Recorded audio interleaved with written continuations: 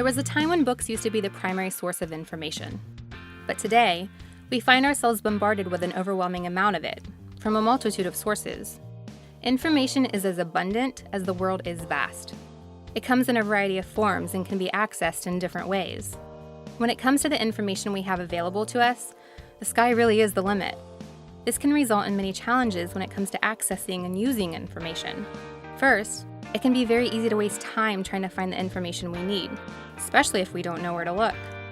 It can also be difficult to compare the reliability of one source with that of another, especially if we don't understand the context of the information or know how to research the credibility of authors. That's why we need to possess skills that will allow us to determine the what, when, and how for using information effectively. What we need is information literacy. So what exactly is information literacy? Information literacy is a set of skills that helps people navigate through information overload, something we experience virtually every day. There are 6 main concepts that encompass information literacy. They may sound confusing at first, but bear with me. Number 1, authority is constructed and contextual.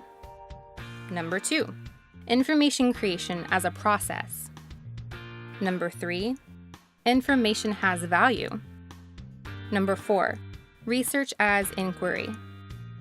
Number 5, scholarship as conversation. And number 6, searching as strategic exploration. Okay, so I know that probably didn't make a lot of sense to you. So what does all of this mean in plain English? Let's break it down. So back to the first concept of information literacy. Authority is constructed and contextual. This means that it's important to learn how to identify the reliability of an information source, which often depends on the context of the information. It also means respecting intellectual property. Give credit to the source when you share bits of information, a photo, video, or anything else you didn't create yourself, and be sure it's okay to use before sharing. The second concept of information literacy is information creation as a process. Understand that information undergoes a process of research, creation, revision, and often peer review before it is distributed. This results in information that exists in various forms and methods of delivery. Understanding this will help you select a source that fits your information need. The third concept is information has value. Not only can information be sold, but it also serves as a means of education. Information can influence people, and it can help individuals understand and navigate the world. The creation and sharing of information can also be influenced by current events in the economy. Just take a look at how information is created and shared during an election. The fourth concept of information literacy highlights research as inquiry.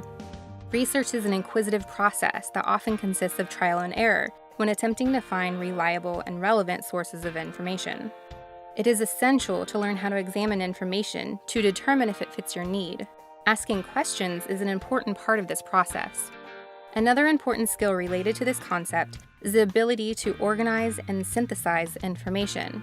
For example, how well can you incorporate sources of information into a research paper? Concept number 5 is scholarship as conversation. Scholarship, or academic study, is really a conversation that exists among people within a certain field. When a new book or journal article is published, it contributes new insight to an ongoing conversation regarding a certain topic. Because of this, it is important to recognize that scholars will offer different perspectives and ideas. It is also important to give credit when quoting from other scholars' work. The sixth and final concept of information literacy, searching as strategic exploration. Effective research involves developing a strategy and refining it as you go. Research doesn't happen in a straight line. Sometimes you'll need to make course corrections along the way. This final concept involves knowing how to identify and use the best research tools, including how to form the best keywords for your search. So how do the skills surrounding these concepts apply in the real world, beyond the classroom? Here are a few examples. Once you develop these skills, you will know how to find reliable and relevant information online. You will also be better equipped to safeguard your personal and financial information. You will understand that information shared on social media is often biased or even false, so some research may be involved before trusting a source. You will also know how to be informed when making big life decisions, like buying your first home. You will be able to recognize that intellectual property comes in many forms, such as a photo, video, or song. And to share these items requires the permission of the owner, as well as citation of your source. And finally, you will be better able to have informed conversations with others and respect different viewpoints.